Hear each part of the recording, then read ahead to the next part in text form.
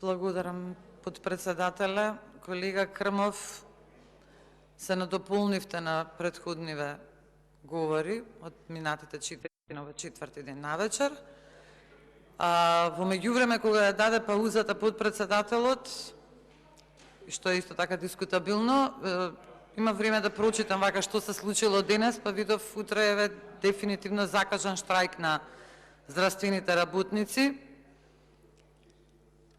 И така си заминуваат од државата масовно, и така нема кој да не лечи, и така во се ужасни услови во здравството, и сега уште плати не земаат, и утре сироти ке штрајкуваат, не знаат ни на кому да се обратат, што досегашниот министер Сали се разрешува, не се разрешува, новиот никој не го знае, не го познава.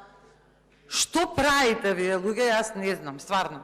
Дали сте свесни, повторно ке се вратам на менталното здравје, што му правите на овој народ?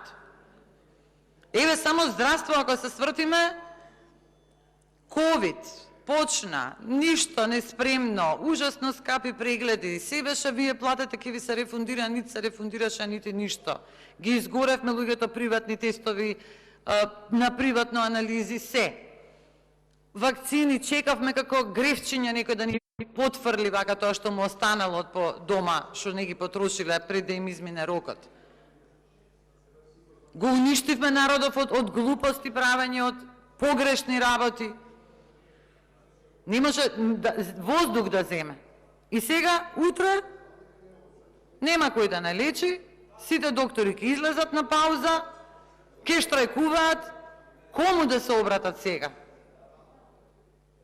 Ене тоа не ме е јасно. Не гледам тука ниту еден од тие што треба да си одат и треба да дојдат.